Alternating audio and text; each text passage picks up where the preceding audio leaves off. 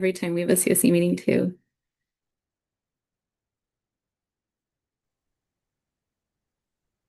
And I've tried it before for regular stuff, and in general, I didn't like it. Like I didn't like, yes, that it was bigger than the screen was bigger than my, head.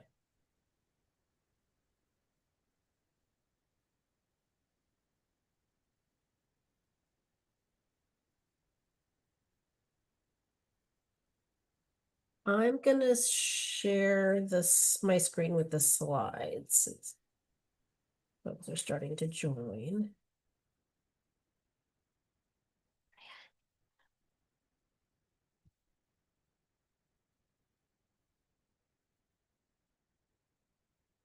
Uh,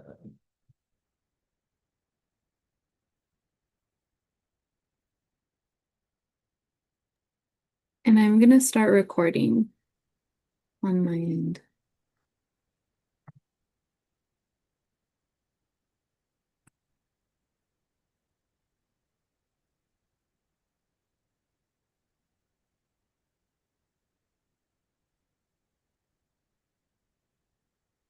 Hola, Anabel, buenas tardes.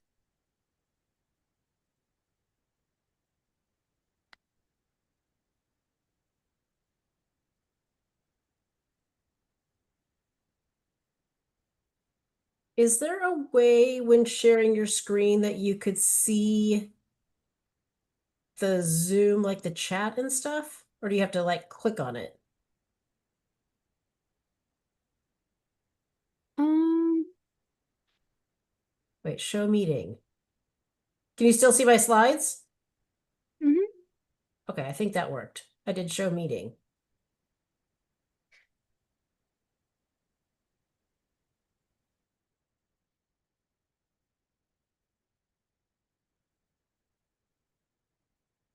I'm gonna see if I could move the slides. Okay, which slide do you see now? The first one, the one that says welcome to Shafters Committee. Now I see the productive discussion, respectful dialogue slide. Cool. Okay, that worked. Thank you.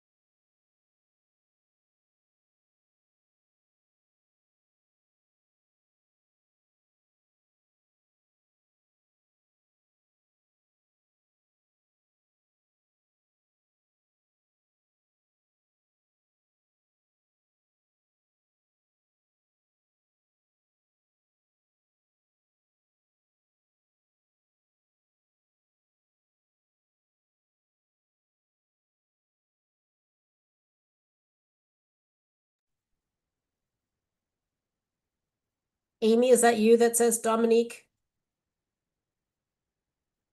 Oh, there you are. Okay. Good evening, everyone. Hello, everyone. We're gonna give it a couple more minutes before we get started. Thank you for joining and thank you for being on time. Buenas noches a todos. Vamos a dar un par de minutos antes de empezar. Gracias por unirse y por estar a tiempo.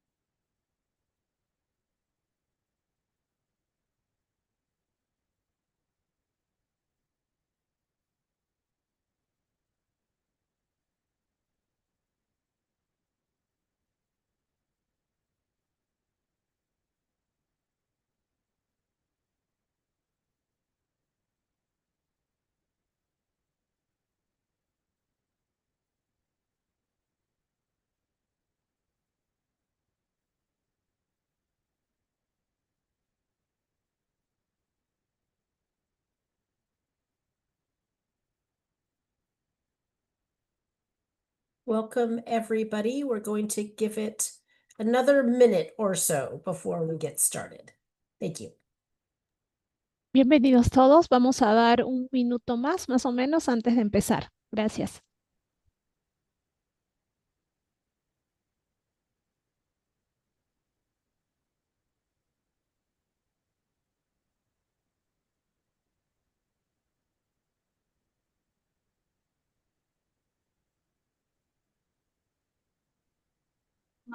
I have quite a few members here. I don't know if you can see them. I'll put in the chat who we have here, okay? Thank you. I love it. Well, with that, we could get started to take advantage of everybody who got here on time. So before we dive in, I want to make sure that everybody could hear in the language that they want to hear in. So I'm going to pass it to Diana from Linguística to give you instructions on how to do that. Thank you. Buenas tardes a todos. Bienvenidos a la junta del día de hoy. Ya tenemos activado el servicio de interpretación para aquellas personas que lo requieran. Si se están conectando desde su computadora, en la parte de abajo del menú de Zoom van a ver un icono que parece un mundo que dice interpretación o interpretation. Tienen que seleccionarlo y luego seleccionamos la opción que dice español y silenciar el audio original para que no escuchen dos voces a la vez.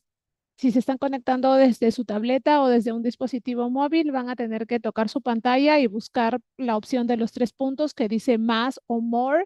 Seleccionamos también, buscamos la opción que dice Language Interpretation o interpretación de idiomas. Seleccionamos el idioma español.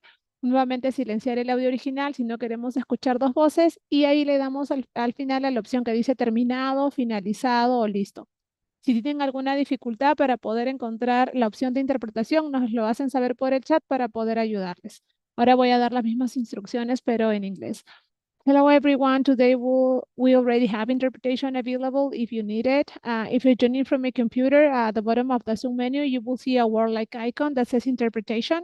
You can select that and then you will select English. And if you're joining from a tablet or your phone, you would have to tap your screen, select the 3 dots. Again, look for language interpretation. You will select English, and at the end, you will give the option that says finish or done. If you have any issues, please let us know in the chat so we can help you. Thank you. Gracias. This is Diana from Harder and Company, 2 Dianas today. I want to make sure that everybody is in the channel, the language channel that they would like to be in. So if you are wanting to be somewhere else and you're having technical trouble with your interpretation, please come off mute or raise your hand so we can help you.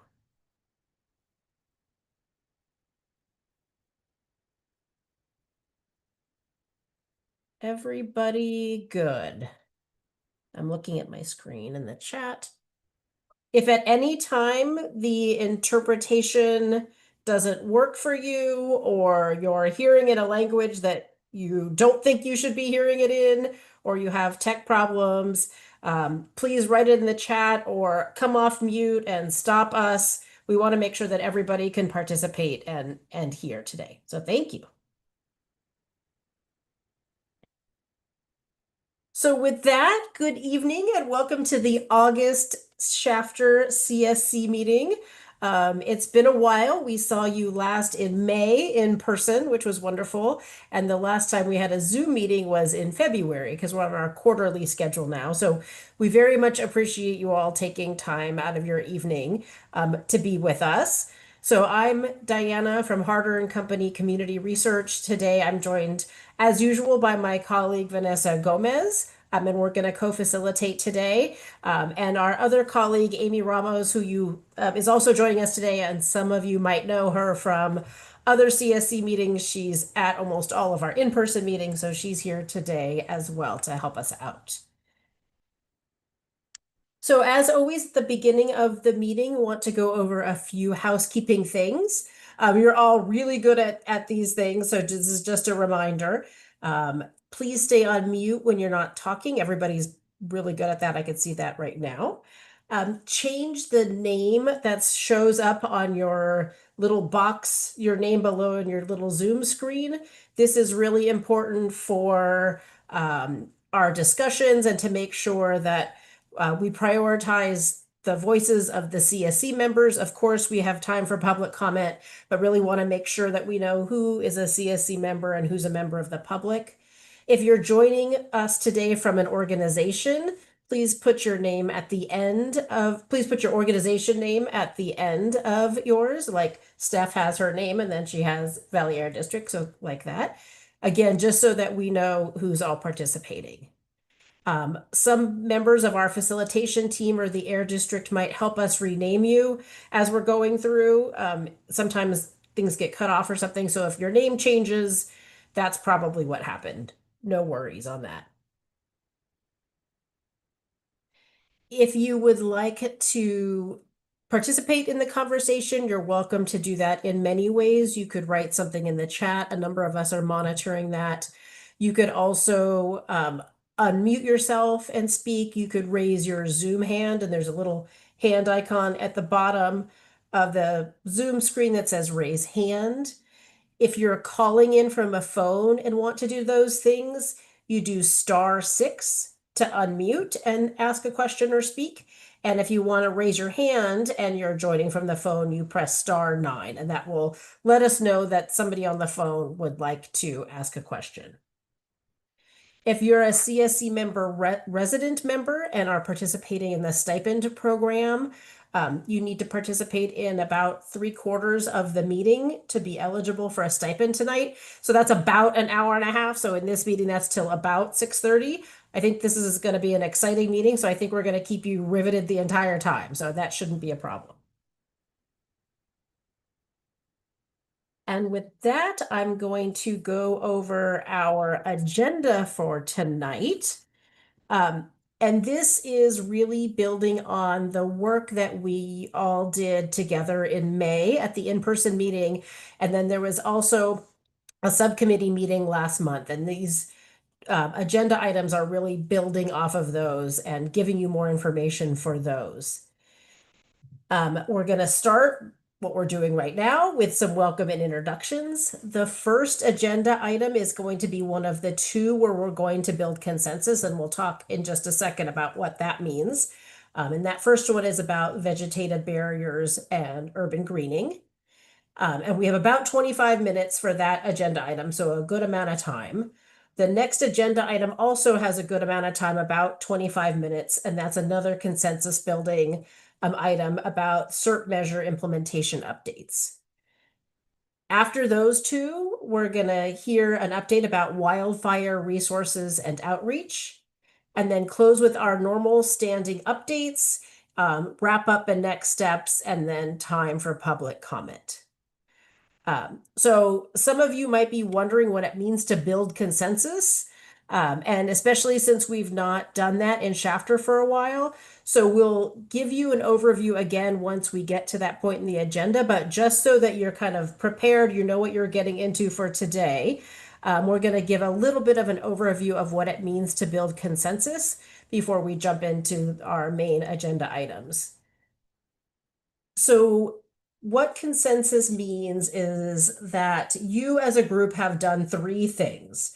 So 1, you've had a chance to discuss whatever the topic is. You all have a clear understanding of what the proposal is. And then the third thing is that the CSC members generally agree on what the next steps are. And so what generally agree means is it doesn't mean that every single person has to agree. It just means that most people agree on what the next steps are and how to move forward. Regardless of what your opinion is, we want to hear from everybody, and we're going to capture notes that get at and that record everybody's opinion. And again, once we get to this point in the agenda where we're talking about whether or not we've reached consensus, we'll share these slides again so that everybody's clear on what that means. I'm going to stop sharing my screen now. Have I stopped? Do you not see my screen anymore? Okay, good. So I'm going to pass it to Stephanie from the Air District for some opening remarks. Hi, everyone. This is Stephanie. Thanks so much, Diana. It's really great to see everyone tonight. I think, like Diana mentioned, I am always so appreciative of this entire group who's been so committed kind of for this amount of time that we've been working together on the SERP and on the monitoring that we're doing kind of through AB617. And I think this meeting is really a huge like Diana mentioned, a huge intersection of so many of the topics that you all are working on and have prioritized to bring clean air, measures into the community. I'm really excited to dig into vegetative barriers and urban greening, and also excited to talk about some opportunities with the lawn and garden program, as well as I think just some timely informational updates related to, air quality and wildfires, being that it is kind of this time that we're thinking about it now that we're in summer. I just wanted to thank everyone for being here tonight and looking forward to jumping right in. This is Diana. Thank you, Steph. And with that, I'm going to pass it to Vanessa to kick off our first agenda item. Hi, everyone. Good evening. This is Vanessa. Thank you, Diana. So for our first discussion today, Stephanie from the Air District will be sharing a recap of what was discussed at last month's Vegetative Barriers Subcommittee meeting. She's also going to be sharing some details about the Air District's proposals to shift funds to the urban greening measure to increase trees at parks, schools, and other community sites close to residents. The goal at the end of this presentation, and once everyone has asked their questions and provided concerns, is to gather consensus on whether to move forward with this reallocation of funds.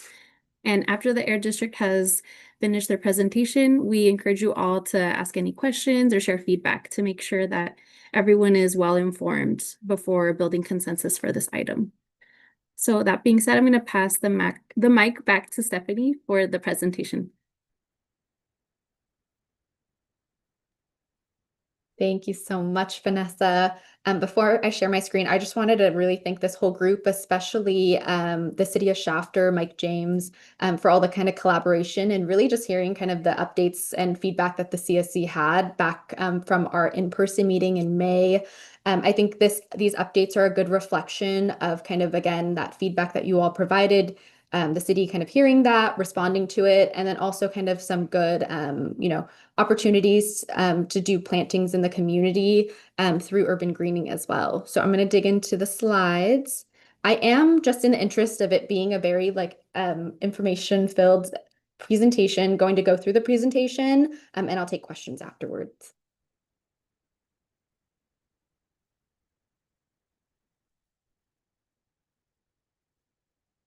So as an update to everyone, I'm going to walk us back kind of all the way back to, it wasn't that long ago, but back in May, we met together in Shafter in person, and we had a really great in-person meeting. A big component of that meeting was to review a proposal that we had for vegetative barriers. I just want to take a moment to remind folks of what that original proposal was before I kind of talk about the updates. And so the original proposal was 2 plantings at 2 sites. There was a half-mile stretch on the north side of 7th Standard Road, and then there was a mile stretch on the center median of Lerdo Highway between Cherry and Zerker Road. A big highlight of this project, I won't go into all the details, but kind of a big highlight and why the City of Shafter really put forward these projects is really to make sure that these that there was a quick implementation timeframe. The City of Shafter expected that they could successfully implement this project shortly after if they were awarded, and it could be completed within a year or so. Again, just as a reminder, back in May, we met. Here are some great pictures from the meeting, just to remind folks of kind of that meeting that we had. And some of the feedback that we heard from you all was to explore the cost and feasibility of sites that were closer to residents and ones that have been recommended via social pinpoint map that you all will remember. Overall, we didn't hear too much support for the 7th Standard Road site, but what we did hear was some support for the Lerdo site and whether it's possible to move forward with just kind of a portion of the proposal. Again, there was a lot of other great feedback that we heard that was kind of taken into consideration. And kind of following that meeting, pretty immediately, we connected with the city of Shafter to work on kind of the feedback that you all provided and kind of update that proposal. And so just some updates on that feedback you all provided. The city of Shafter did reassess those alternative sites that were recommended by the CSC and aren't able to move forward with any other vegetated barrier sites aside from the ones that they already recommended in that original proposal for a couple of reasons. There is what are kind of the big ones here is the lack of kind of the public right-of-way, easements at streets that are near orchards and farming operations.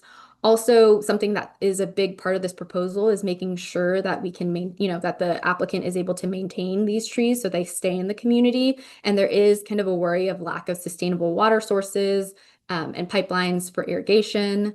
And then another big reason is the city not having kind of jurisdiction over streets that really are outside of its limits.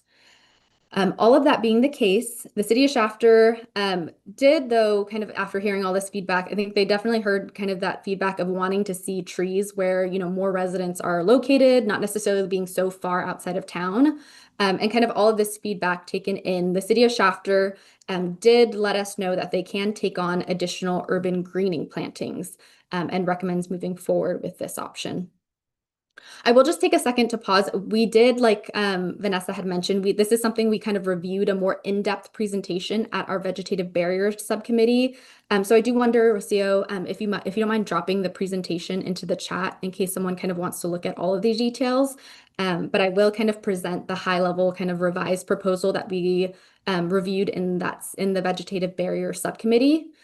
Which is in order to maximize the trees that are planted through this funding and kind of bring back benefits to the Shafter community, the city worked on an updated set of proposals, which is one, to continue with one vegetative barrier planting on Lerdo Highway. It would be about 50 trees for about $253K. The second part of their proposal is to reallocate about $550,000 from the locomotive measure, which I know that in the past we've talked about it plenty about kind of the challenges we're seeing with our locomotive measure and getting an applicant to apply, and reallocating again that funding to the urban greening measure to increase trees at parks, schools, streetscapes, and other community sites that are closer to residents, kind of closer to the city center. And then just given the fact that we definitely hear from folks that vegetative barriers is still a priority, we will continue as a district. We've done a lot of outreach related to this measure, but we do want to continue to work with the CSC on outreach on the remaining $550,000 in the vegetative barrier measure to continue to seek other additional entities to apply. And that's something that we want to make sure that we're continuing to work with you all closely on. We will kind of come back, we can reassess this in about 6 months with you all, because we also want to make sure that kind of this is our commitment overall in the whole CERP with you all, is that we are continuing to, have a good sense of where measures are going, where, which measures are experiencing challenges. So we will continue to work with you all on outreach and kind of reassess the vegetative barrier measure in about 6 months. Something that I think is definitely a cool opportunity with this is the city of Shafter, should it be the case that they are awarded this, they look to do plantings as soon as possible. If they can, if everything works out well, and if we're able to contract with them by the fall, they want to start planting in the fall because this is a really actually critical window for them to be able to do the work. If it gets too close to winter time, it gets much colder. It's not very stable for them to be able to plant trees. So fall is a really great window for them to be able to do this work. And so a question that they wanted to pose to this committee is where would the committee like to see the city plant up to 200 new trees?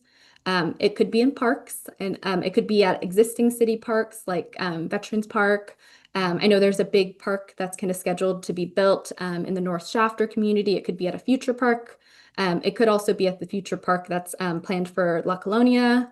It could be areas like downtown and local schools, public buildings, and other prominent kind of streetscapes in the core city along 43 and along Lerdo. just kind of wrap this up, overall, just as an update to everyone, I want to thank everyone who was able to attend the Vegetative Barrier Subcommittee. I know not everyone was able to, though, so just as a summary to everyone, in that Vegetative Barrier Subcommittee, the group that attended that did recommend moving forward with the proposal. And overall, kind of with next steps, with the CSC support, the district will plan to contract with the applicant as soon as possible. And again, like I mentioned, there is kind of a big kind of time sensitivity with this. This project is approved in a timely manner, that would allow plantings to begin in the fall. If we kind of miss that window, it would be likely, like it wouldn't be until probably the next spring that the city could do this type of work. So we just kind of want to keep that in mind, is there is an opportunity to see trees potentially planted in the next few months here.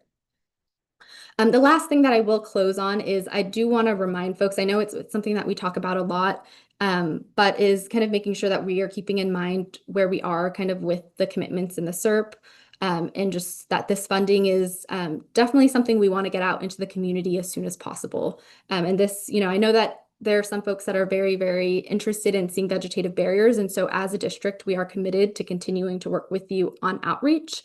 But we do see some very cool opportunities here to still get to see trees planted in the community kind of through this urban greening avenue, and still a vegetative barrier site happening on Lerdo. And then we'll again continue that outreach with you all to see if there's other opportunities kind of beyond this.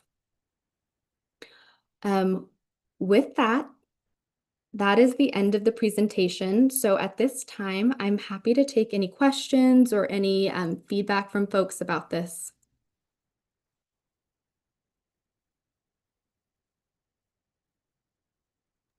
Looks like we have a couple of hands raised already.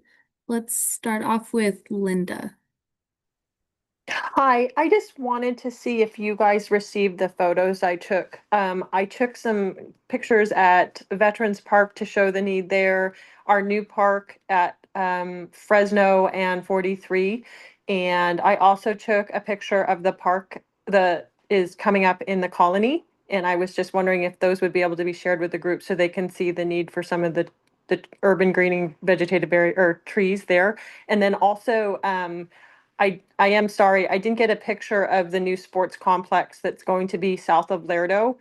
You can see all the light structures going up that's going to be for our community as well. And I don't believe they have trees there. So if you want, I can always go get more pictures, but I just wanted to see if you received them and if at all we could share those with the group. This is Stephanie. Thanks so much, Linda. And I wanted to thank Linda for kind of directing us and pointing us to some parks to visit our last time in Shafter. For time, I didn't put all the pictures, but I do think I totally agree with you, Linda, that it would be good to share them. So I'm going to pop some into the chat. And then Linda, you feel free also to pop any pictures that you want to share in the chat as well, if you feel comfortable. But we definitely have the pictures and we can share those. Thank you. This is Vanessa. Thanks, Linda, for your question. Sessa, please go ahead. Yeah, thank you. I think Stephanie mentioned that to get feedback as to where the communities, and I was interested how much weight the opinion of community had, if it's more advisory or if community consensus was determinant of where those trees could go. Because I know the places where the trees could be added is pretty, it sounds like there is support for adding them in parks, but part of the areas that had the city had in mind was also Lerdo, which was part of another proposal. This is Diana Cesar. I'm going to interrupt you So I was because wondering if, yeah. we could only hear, I think, every other word. I think I got the first part of your question, and I'll let Steph or somebody from the Air District answer that, and then you could repeat what the second part was. I think the first part of your question, and correct me if I'm wrong, is how much weight does the community impact have on where the trees get planted that would be part of this urban greening proposal? Is that correct? Was that your question? Okay, thank you. So does somebody from the Air District want to take that? This is Stephanie. I'll speak on the district side, and then Mike, if you want to add anything. Overall, I think it is an important aspect of kind of what we're doing here, that the CSC is definitely supportive of kind of the locations that the city is looking to plant these trees. Something I will add is, so long as it is something of a location that the city can plant on and has the jurisdiction, I think that will also be a key part of it, is if the CSC wants to plant something and the city doesn't have authority, I think that's kind of would be, you know, something that we'd have to talk about. But I do think, Cesar, that I only heard parts of your question, but I think you also spoke specifically about the Lerdo site, which was a site that was originally proposed in the first round, the very original set of the vegetative barrier proposal, which our feedback to the city was that overall, anyone can correct me, but I didn't hear any support for that site. And so I don't think we'd look to do plantings at that site. Cesar, let me know if I didn't answer your question.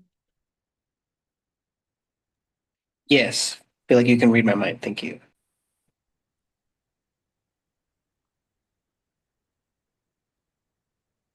This is Vanessa. Thank you both.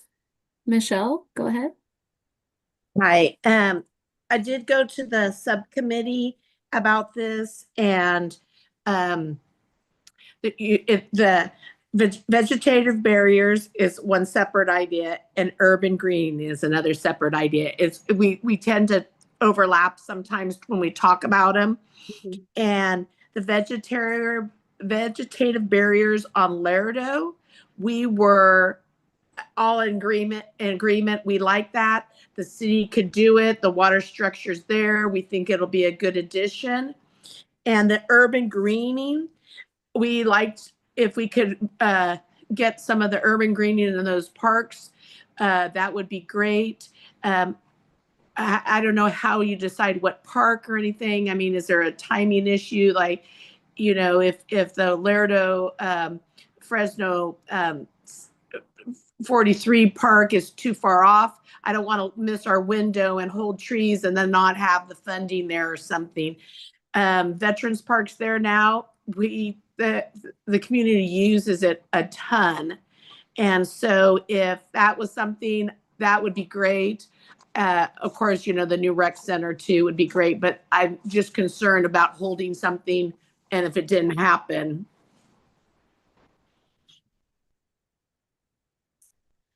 What happened? Am I still there? Yeah, this is Diana. Yes, you're still there. Dora, I believe you are sharing your screen. Did you want to show us something, or was that on accident? It was accident. Okay. Sorry. We're still seeing it. There you go. Thank you. So that was the thing.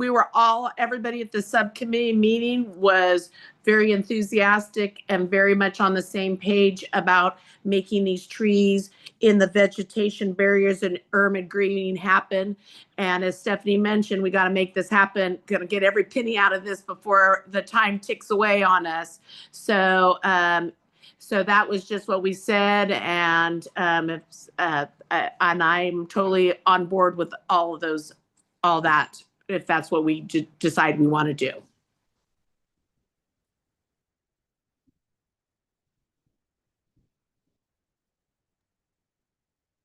This is Vanessa. Thank you so much, Michelle. Annabelle, you have your hand raised. Please go ahead. Sí, el comité y parte de el comité y parte de la comunidad decidimos no meterle dinero a la ciudad. Queremos usarlo en otra cosa porque la ciudad tiene dinero, la ciudad sabe dónde poner sus árboles y la ciudad es responsable con los parques y recreaciones de ponerle árboles a sus parques. Creo que la comunidad de Shafter tiene otras necesidades para la ciudad, como semáforos, luz mercurial y otras cosas más importantes que los árboles. Las plantas vegetativas que son diferentes a los árboles, esas sí estamos de acuerdo. ¿Por qué? Porque es la que protege nuestra comunidad del polvo y de la contaminación de la tierra. Eso es lo que nosotros decidimos. No sé ustedes que vayan a decidir o algo, pero eso es lo que la comunidad y el comité decidió. Se aceptan sus comentarios. Gracias.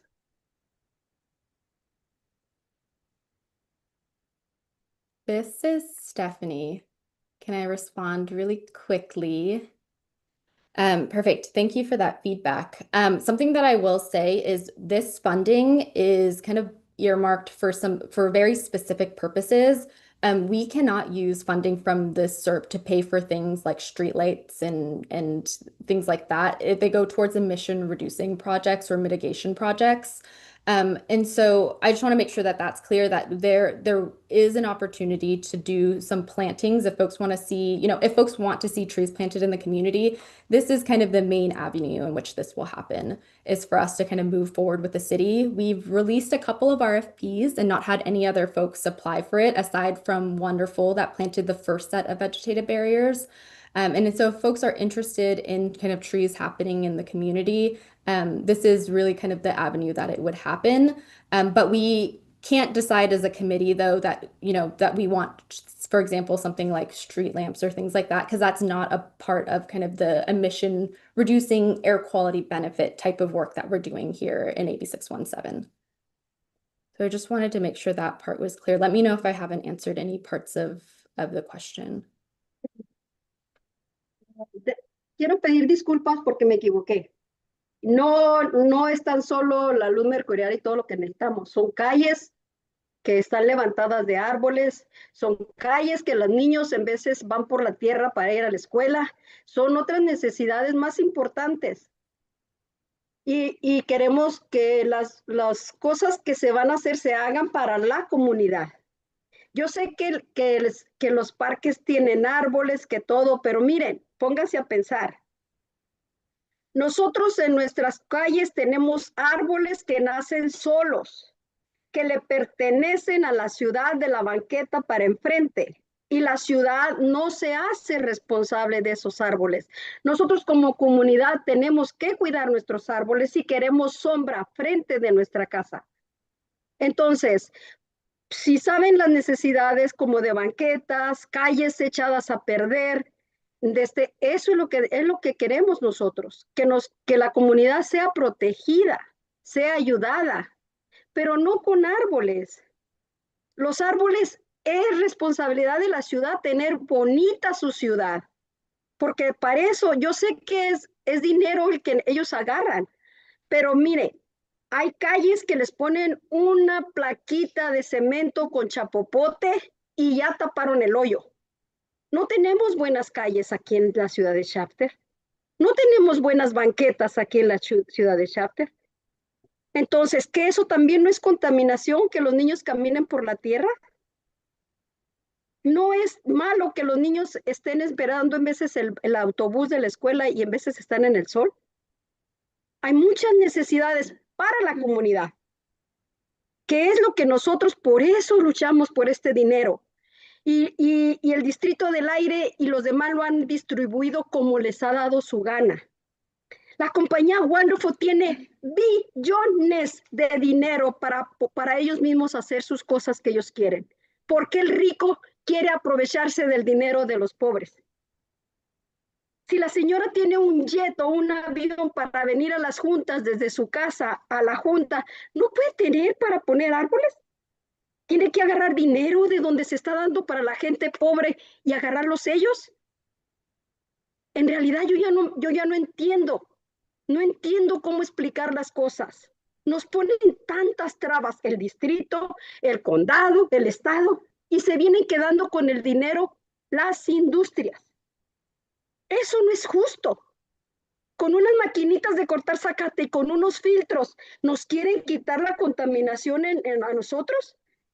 Ok, métete a tu casa y respira bien, pero sal para afuera y está la contaminación. Yo no sé si estoy hablando demasiado rápido. o no me entienden, pero por favor, llevamos 5 años con lo mismo. Yo me pido disculpas por no haber estado en la junta anterior. Se murió mi madre y no pude estar, pero me hubiera gustado haber estado ahí para poder ayudar a mis compañeros a decidir.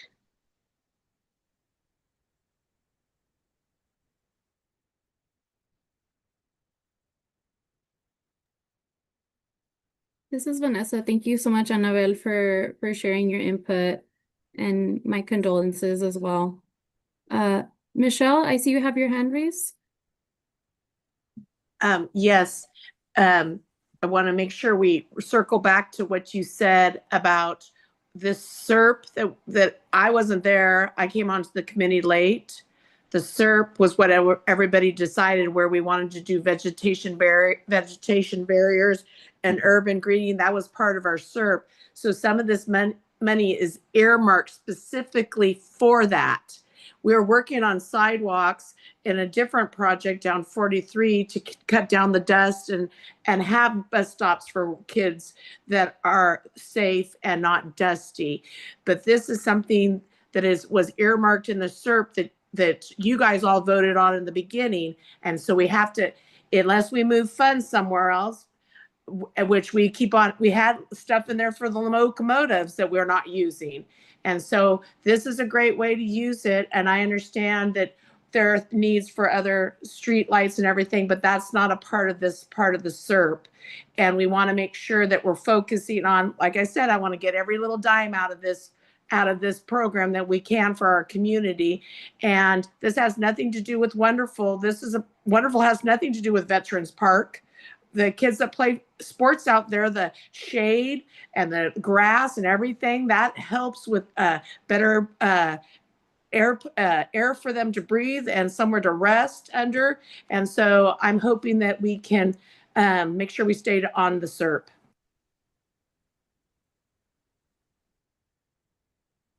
This is Vanessa. Thank you, Michelle. Bianca, go ahead. Hi, good afternoon. I'm hearing both in Spanish and in English, but I'm hearing kind of the frustration that is going on because the city has already received some of the funding for urban greening. And yes, it was placed into parks. Yes, it was placed in areas of need, but requesting more funding to a canvas or not knowing where they're going to be placing those trees is absurd. They were mentioning of maybe putting it in La Colonia Mexicana, which the city of Shafter does not have any jurisdiction in that area. It's actually the county. So I don't think the city would want to share some of the trees with the county. It's something totally different. So that's kind of the frustrating part that I'm hearing over here, because as Annabelle was mentioning, industry does get a lot of money. The city has received a lot of money, but when it comes to residential receiving any type of help to mitigate some of the pollution, it's not there. Also, I was hearing like we've needed green vegetative barriers, which it's hard to see it with only one company has done it. So internally, I did prep with the residents, and they were mentioning of maybe doing another outreach to some of the growers that could potentially mitigate some of the dust and a lot of the pollution that is coming from the fields. Because as we know, Shafter is surrounded by agriculture, and agriculture right here, it's almonds and pistachios and all that. So it's a lot of dust. It's a lot of dust, and it not only exposes the residents with pesticide, but with air contaminant PM 2.5, ozone, valley fever. So it's a number of things, and they would want to see it more coming into a tangible, seeable measure that is not just going to be a tree planted in a new park where we don't even know the future of those trees or not. So That's why it's just, I'm sorry, I'm blabbling. I know it's been a measure for almost 5 years. We are already on the 6th year, but at the same time, we want to make sure that it's used properly, where we're able to see it, not just right now, but for our future. I know that the company Wonderful that did participate in the green vegetative barriers, their trees got stolen, but because of the contract that they have with the air district, they had to replace that. So it gives that extra security that whatever company applies or whoever applies for the green vegetative barriers is going to be something that is tangible, reliable, and nothing that industry could come and grab money. I've said them in the past, like, the growers or industry are the first ones to get money, like the nut harvesters.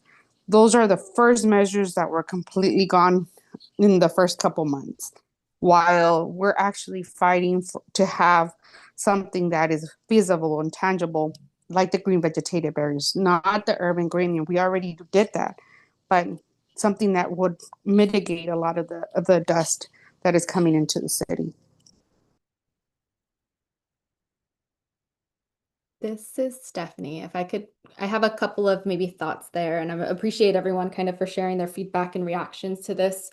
A couple of thoughts that I maybe just wanted to share or help clarify is just I heard Michelle say it, but I do kind of want to clarify that we kind of the decision here is, I think to Bianca's point about still wanting to do vegetative barriers, I think it doesn't us kind of deciding today that we do the vegetative barrier site on Lerdo and then urban greening trees doesn't mean that we can't do another vegetative barrier site down the line.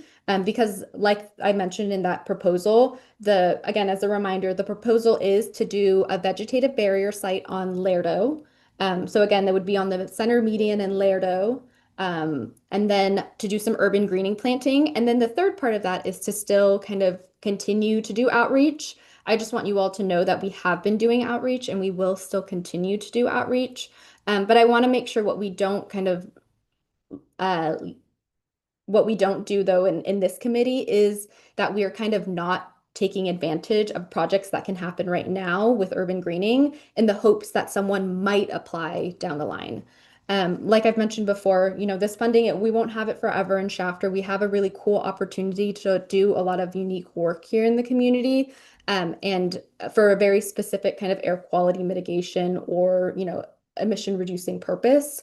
And so we can still do these projects and still do outreach for more vegetative barriers, but we have heard just a lot of challenges with people participating. That doesn't stop us from doing the outreach for more vegetative barriers, but we opened, I believe, the vegetative barrier proposal in total 3 times and still got, the first time we got Wonderful, and then the second time, we didn't get a whole ton of applicants for the vegetative barrier proposal, because it's really hard work to do. I know we've talked about the challenges a lot, so we can still continue the outreach there, but I don't want to miss out on the Shafter community having the opportunity to still get a vegetative barrier on Lerdo and to still get trees, and then we can still continue to do outreach. Another thing I just want to follow up on is I just want to make sure that you all are aware that this is the perfect time for you all to share feedback that you all have of where you did want to see trees planted through urban greening. That was kind of the exact purpose of that slide, is to hear feedback from you all. I don't know, Mike, I know that the kind of the future park in La Colonia was a suggestion you all provided. I don't know if you can share just overall kind of the opportunities that CSC members have to provide feedback on sites for those urban greening trees. Correct. The idea of recommending La Colonia, the park there, as well as local schools, even though we don't technically have jurisdiction, but we do have existing facilities and existing crews, whether it's the school staff or the county staff that are going to be out there on a regular basis anyway. Where we run into challenges, being a lack of public right of way and a lack of resources, is where you're building something from scratch and you have something new to maintain. Where the sites we have in mind and we'd like to get some more feedback on are either existing sites that are budgeted or have operational costs covered, or new construction site with that are going to be maintained, whether it's by the city, by the county, or by the local schools. But so we're happy to have the Air District compile a list based on the feedback they get today or later, or hopefully in the near future. And then we can definitely, if we can't implant the trees ourselves, we'll make sure we have cooperative agreements with either the county or the local school districts to make sure that we have access, and then everything will be maintained. So whatever we invest money in will be sustainable.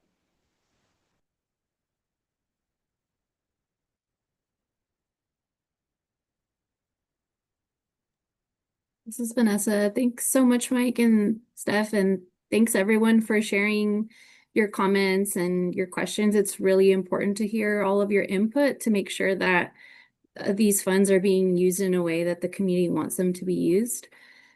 I am doing a time check and I see that we're 10 minutes past time, and based on what folks have shared so far, I'm sensing that there's some mixed reactions to the proposal, and so I'd like to recommend allocating more time for this discussion so folks can continue to ask questions and provide comments. Does that sound right to everyone? Okay, perfect. So before that, I do want to share a consensus process slide, if that's okay with everyone, just so everyone knows what to expect with consensus. So I'm going to go ahead and share my screen real quick so you can see what that is.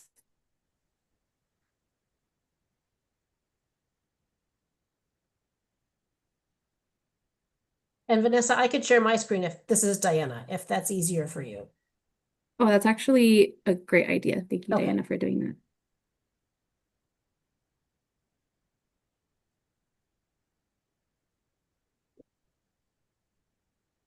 Is this the slide you wanted or the next one?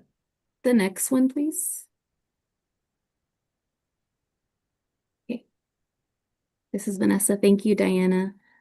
So now I'm going to go through a little bit about consensus and what that process entails. So there are 2 steps to consensus building, which we're in the middle of right now.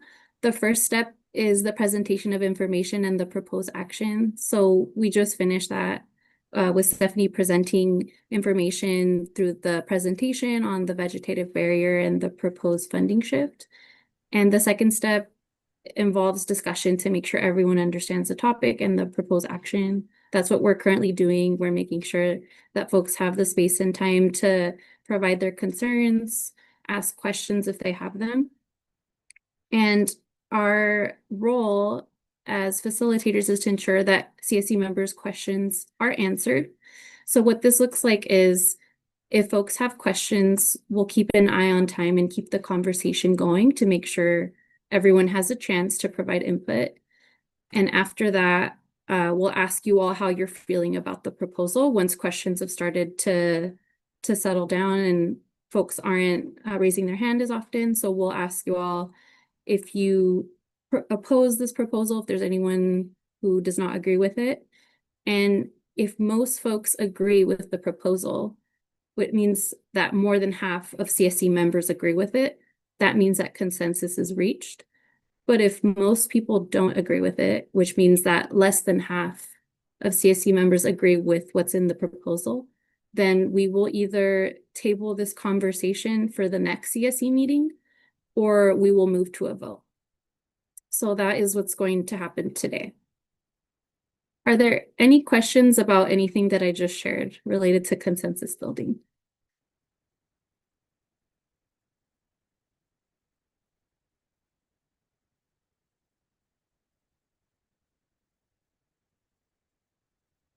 Okay. Thank you so much. So I do see that we have some hands raised, so we'll get right to that. Bianca, I see your hand raised. Please go ahead. I'm hearing in the room, I actually went outside, but I'm hearing in the room that they're not agreeing on the proposal from the city of Shafter, nor the green vegetative barriers or the urban greening. They would prefer to see it somewhere else. As a vegetative barrier, one of the things that they were mentioning is maybe going to the board of supervisors or the ag commissioner and trying to do the facilitation with the grower so we could start moving maybe something with the vegetative barriers instead of the urban greening, because they really don't know where all the trees are planted or where I know that the city does want to provide the space, but at the moment they're not in agreement of doing that. And that's just something I have here in the room. This is Vanessa. Thank you, Bianca, for sharing. Linda, you have your hand raised. Go ahead. Hi. I am listening to all of this for both sides. And I understand the need and want for vegetative barriers. However, as we've discussed many times, we can't force a farmer to do that. I myself have talked to the Air Board recently about a situation that a resident came forward with me with. They were getting, overspray and dust and whatnot. So I just hope the group knows that we can't force the farmers to do it. From what I've heard with the water metering and things, the farmers are actually getting less water now. So probably the incentive for them to put in a vegetative barrier is probably even less. I did go to a meeting and, we talked about the colony and how there's only one side of it that has a vegetative barrier. I thought that there was another on the other side, and it looks like a fence has been put up now. I empathize with that. However, like Stephanie has mentioned so many times, we only have, Michelle brought it up too. We've all voted on this. The money is in the SERP for certain programs, so we can't move it to say for streetlights or something else. I would really be disappointed if we can't come to agreement to at least use the money in our community, even if it is for a park, even if it is up 43, even if it is for the new park located at Fresno. Please keep in mind that there's children in those areas and folks that are families that are going to use these new parks, and it would be very nice for them to have shade and protection from the sun and trees that help block some of the dust and whatnot that does surround us. I empathize with it, but please don't let this opportunity for us to get funding into Shafter go away, because it would be just devastating if we lose hundreds of thousands of dollars when we can do something for our future, for the kids, for the schools, for the parks, for everyone in our community to enjoy. I know there's a labor camp to the north of that park that's going to be proposed. I would hope that families would get to come down there and enjoy that. The new plan for our Parks and Rec to be to the south of Lerdo, please know what that means to our community as a whole. And don't think that I don't empathize with the vegetative barriers. I've lived here a long time, and I know, and I hope that we can, keep having this discussion, but we've also hit a wall. I've been on this for 5 years, and I mean, we can't force the farmers to do it, unfortunately. I just really hope that we can consider doing something for our community that will help in some way. Thank you so much. This is Vanessa. Thank you, Linda. Michelle, please go ahead.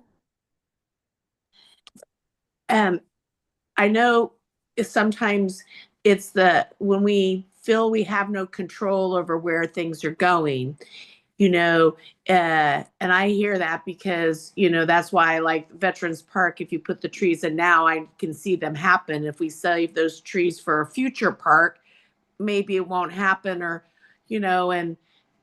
but I mean, maybe another suggestion is a survey.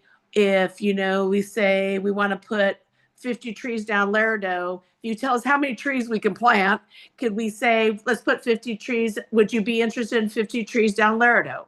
Would you be interested in how many trees at Veterans Park or at the new park or the Mexican colony? And maybe then we feel like we have a little more control in saying than just saying we're going to do urban greening. We want these trees to go here. We want these trees to go here. Maybe that would help maybe facilitate the discussion if we can get to that piece, that part of the discussion. Thank you. This is Vanessa. Thank you, Michelle, for your comment. Anabel, please go ahead. Miren, disculpen, no me quiero sentir negativa, ni creo que estoy en contra. Yo estoy en contra de que la ciudad se vea bonita, pero no sé si Linda, que no estuvo con nosotros desde antes de que se hiciera la entrega para, ¿cómo se dice? Del nuevo para la ciudad. ¿Ah? No, el dinero que dan para la ciudad, antes, mucho antes. Les estoy hablando desde cuando Jan Wen era trabajador de la ciudad de aquí de la ciudad de Shafter. Miren, él nos citó una vez en el Salón de los Veteranos, nos explicó una cosa tan bonita que la ciudad, que se iba a extender y que iba a estar muy próspera y que no sé qué, que sabe qué tanto. Empezamos con eso, don Gustavo, la mayoría de la comunidad de aquí de Shafter, incluyendo el comité del plan general. Él nos explicó del plan general y yo le empecé a decir que yo ya había pasado por esa experiencia en la ciudad de Los Ángeles. El plan general quieren hacer una ciudad nueva y abandonar la ciudad vieja y cobrarnos los mismos taxis a las dos ciudades. Ese es un punto. Después él con el tiempo, hace como en el 2020, 2021, o en el 2010, sí, en el 2022, 21, ya no era trabajador de la ciudad. Él ya trabajaba para la ciudad para la compañía Wonderful. Nos volvieron a citar parques y recreaciones, ya a la oficina para explicarnos un plan maravilloso. Mira, la compañía Wonderful les va a dar dinero, dos pennies por cada metro cuadrado de la compañía que construya de aquí adelante. Bueno, nos trajeron como tontos en juntas cada mes, pero ahorita, desde ese tiempo acá, dijo, ok, el dinero va a haber alguien que lo trabaje y que se haga cargo porque ustedes no lo van a poder obtener ni lo van a poder distribuir. Aceptamos eso, no importa, Jan, tú ya nos diste estos papeles y aquí comprueba lo que tú nos estás diciendo. Sí, la compañía, mi patrón está de acuerdo y todo, tenemos esos papeles. ¿Qué pasa? Después, ese dinero que se iba a dar, lo iba a agarrar parques y recreaciones. Hasta ahí estábamos bien, porque parques y recreaciones iba a tener el que iba a tener el dinero y nosotros le íbamos a decir las necesidades para que nos ayudaran a pagar esas necesidades. Por eso nosotros estamos tan decepcionados, porque ahora no hay nada de lo que él dijo. Tenemos las pruebas, tenemos los papeles, tenemos hasta la abogada, los papeles de que ella fue con nosotros. Tenemos las pruebas en escrito. ¿Cómo quieren ustedes que con tanta mentira, con tanto que nos han hecho, nos estemos de acuerdo? Yo no entiendo. En realidad, yo no quiero decir que el señor sea malo o tal vez no salieron bien los papeles o no. Yo ya no sé nada de eso, porque eso se quedó ya parado. De eso no hemos sabido nada de eso. Entonces yo digo, ¿a quién le creemos? ¿A dónde vamos? ¿Quién está diciendo la verdad? ¿Quién ayuda a quién o cómo? No soy negativa, soy realista a las cosas que vemos, a las cosas que se nos niegan, a las trabas que se nos ponen. Si no es el distrito, es el condado. Si no es una cosa, es otra. Entonces digan ustedes, ¿sabes qué? Ya no les damos dinero a ustedes. No nos quieran para votar en cosas que ustedes les tal vez los respalde. Déjenos a nosotros. Ya olvídense de la comunidad, olvídense de todo. 5 años con lo mismo.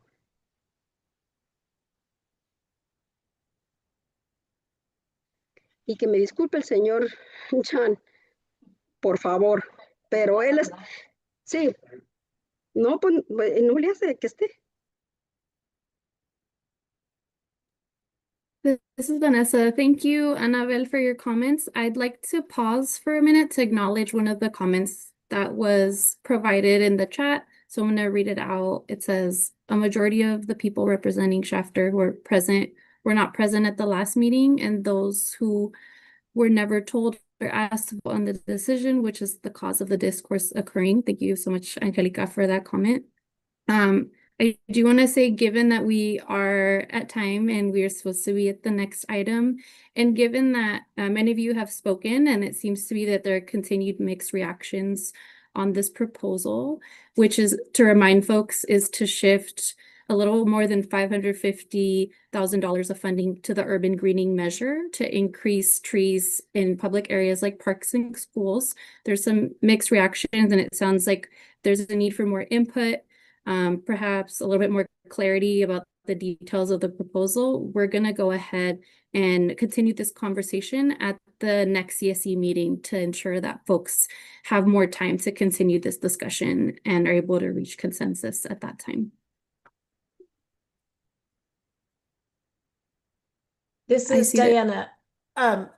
Steph, are you still on the phone, or did you want to say anything about the timing for the next steps? And we realize that there's a number of people with their hands up still, and that's exactly why we're saying that we want to provide more time for this at another meeting, because obviously there's a lot of people who have a lot of opinions, and we don't necessarily have time for all of that today. So I want to give Steph, and I see everybody's hand. I want to give Steph a chance to comment on her thoughts for timing, and then we could go from there. Thank you, Diana. And I just want, I see a few more comments, and I actually think it could be worth our time to share. But what I'm hearing from this is we did have an opportunity to chat with some folks in person, and then also at our vegetative barrier subcommittee. But I know that actually not just hearing the comments now and seeing the amount of people that are in our main meeting right now, I know not everyone had the opportunity to maybe kind of see where we're at with the project and express their feedback. And this was just given that we had kind of that process. I think we planned for a shorter amount of time to work with the CSC on. But what I'm hearing from everyone is I think this warrants maybe further discussion and maybe coming back to it at a later meeting. I also want to appreciate Angelica's comment of just, and I think this is exactly to maybe the point I'm trying to make is I don't think I think there's still opportunities to clarify where we're at with this process. So I want to maybe hear some last comments, but I maybe could suggest, just based on the comments of that I'm hearing, is that we can plan to table this for a future discussion. Just given the fact that I think that there are some people that are here in the meeting that haven't had a chance to kind of express their thoughts and get their clarification that's needed in any prior meetings we've discussed this, including the vegetative barrier subcommittee. That's maybe how I'm taking this kind of feedback, but maybe I'll pass back to you, Diana, to maybe facilitate the last few comments that we have. This is Diana. I'm trying to make sure that we get the CSC members' comments first. So I don't know what order you raised your hand, so I'm just going to call on you in the order that you're on my screen, and apologize if somebody had their hand up before somebody else. Philip. Hi, how are you guys doing this evening? So I just kind of wanted to ask a quick question. If we don't spend the money, do we lose it? Does that go to a different community? How does that process work? Is this the money that is being allocated to us, or is this going to go to another community? Because I would not want money that is allocated to our community to help our people for a better quality of life to go somewhere else.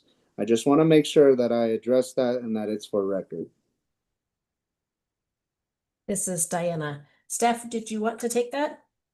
This is Stephanie. Thanks, Philip, for your question. This is Stephanie again from the Valley Air District. This is all kind of new territory to us. You all in Shafter and Fresno are some of you're our very first communities going through this AB617 process. So what I will share about this is the funding does have liquidation deadlines, and it won't be here for the next, 20 years that we're going to try and work on this together.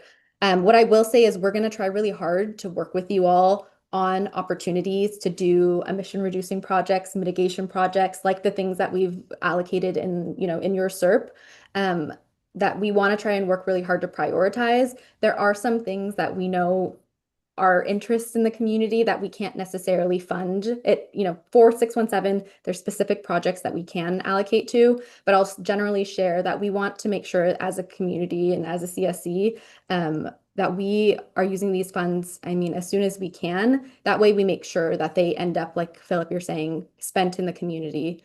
Hopefully, I'm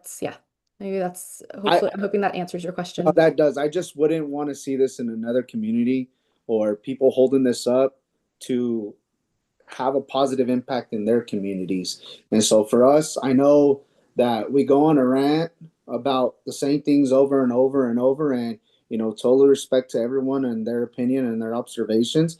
But for us, we got to get stuff taken care of and done. And so that's just my two cents. And if we are planting trees in the community and it's going out there towards the Mexican colony, towards the Rex Park, towards any of the other parks that we have in the community, even churches, it doesn't matter in that sense. As long as it's coming and the money is staying in town, I am pro for that. So I just wanted to make sure, like I said, I put my 2 cents into that and we're all on the same page. This is Diana. Thank you, Philip. Brianda. Thank you. Hi, everyone. This is Brianda Castro with DCAC. I'm sorry that I missed the last subcommittee meeting. It seems like a lot of the residents and CM members also did as well. So I appreciate the thought of moving this to the next meeting and just giving us more time to think about the measure and how we can proceed forward, keeping in mind that we do understand that we do have a time limit on these funds. And although there is a time limit, I do want to reiterate that we do also have the opportunity to move funding to other measures that we see have a desperate need. I know there are some sidewalks that didn't get done whenever we had the sidewalk project. So there is other opportunities for this fund to be reallocated. I would like to revisit the question that Sarsad proposed at the beginning of the conversation. It would probably, or I feel it would be useful for the CSC and for us to know how much weight does the CSC have on where these trees get planted. If there is an opportunity for maybe the CSC or the city to solidify the contribution of the recommendations of the CSC, I think that would be something that would be helpful to make a decision, because if we do have an opportunity, for example, to plant a tree where there isn't, like next to a bus stop that doesn't have any shading, that would be a benefit that we know is maybe outside of the parks and recs. That also could be an avenue that could be explored. And then my question was also for Philip. For the Parks and Rec, for me personally, I'm not very familiar with the city processes. So it would be helpful for me to understand, like, what is the timeline of the Parks and Recs to be able to seek funding through other measures and other grant proposal solidifications or solicitations, I'm sorry. And because we know that these funds, the CSC wants them dedicated, and the residents want these funds to be dedicated for rural and areas that we know do not often see funding, and there's very little opportunities to get resources into these specific zones. So my question just is, it would probably be helpful to know if does Parks and Recs have a lot of opportunity to seek other funding to beautify, you know, the parks? If so, then maybe this is funding that we can focus in those rural urban areas that don't have that same opportunity. But again, I am not really well familiar with that process, so I think that would be helpful for me to understand. And yeah, we can just get a little bit more of like a promise that these are going in these specific zones that the CSC has put in time to be able to identify, like we did with the vegetative barriers. I think that would be just the respectful thing to do, since the CSC has put the input, their time, and these funds are dedicated, you know, for these opportunities. Thank you, Brianda. Steph, this is Diana. Steph, I noticed that you have your hand up. Is that to respond to one of the questions? Okay, so I will let Steph go first, and then Bianca, and then Dora. This is Stephanie. Philip, maybe I'll start, and then if there's anything that you want to add to that response, I don't want to interrupt that response. But I also, Brenda, I'm so glad that you said that, because I actually do think to your maybe suggestion of opportunities to have the CSC provide input, we did, and you all will remember, we did a pretty comprehensive exercise to get your feedback on vegetative barriers. It's a big social pinpoint map, but kind of what I've realized through the process, because we had such a big amount of funding for vegetative barriers and really just a small amount for urban greening, is we've never as a CSC done a comprehensive like social pinpoint exercise together, where you all provided to us feedback about where you want to see urban greening trees planted. So I do think, Bree, to your point, this could be, I'm just imagining in my head, one, I do think there's, from what I'm hearing, like I mentioned, from the feedback, that there's opportunities to maybe have, hear more feedback, clarify anything that might be needed to clarify. And then I think another piece to this could be you all working with us in the city to put together like a social pinpoint map of all the suggestions you all might want to see trees planted for urban greening. So that's maybe something else that I'll add, and I'm happy to hear any feedback about that if that's something that you all would be interested in. The list that I provided on the slides that the city provided were just a starting point of generally where the types of places that make sense for them to plant trees, because they have the right, they have the authority to plant, they know they can maintain there. And so we'll have to still work within those, those constraints of, we can only suggest things that the city can plant on. But if there's like specific, again, parks and areas like in the city center that makes sense, we can do an exercise together specifically about urban greening. This is Diana. Thank you, Steph. I'm going to read some of the comments that are in the chat and then go to you, Bianca. So Michelle said that she would like to hear from everybody who has their hand up, and we are time permitting, hopefully going to do that. Philippe said, oh no, sorry, Linda first asked if we would miss fall planting if we wait and don't make a decision today. And then Cesar asked, could the trees be planted in a row at parks or other city-owned location to mimic the green barriers? And there was a couple folks who thought that was a good idea. And then Brianda also asked if Philip was going to respond, and that's on me. I did not give Philip a chance to respond. So I will give hopefully Philip a chance to respond, and then Bianca and Dora. So I know we're in the process of building a park, and it's in construction stages right now, to answer your question, Brianna. But when it comes to parks, it's not just us that own the parks.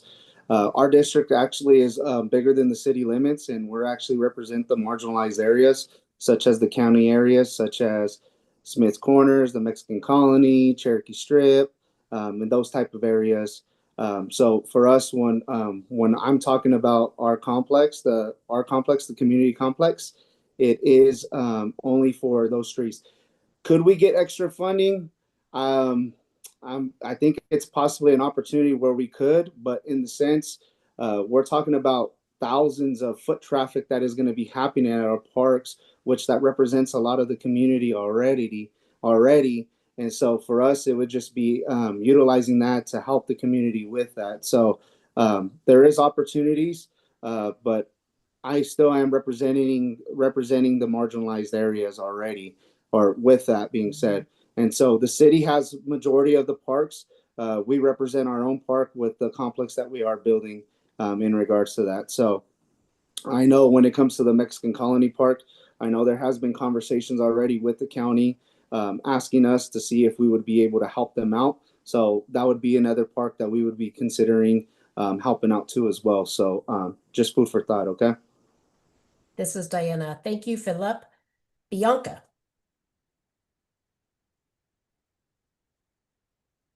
Sorry, I just wanted to follow up on my comment that I think it's important for the CSC to represent that they've had a voice in the past of where they want certain things, but in reality it's really difficult because industries, as I mentioned earlier, are the first ones to get the funding and dispersed in their benefit, but when it comes to community benefit, it's not possible.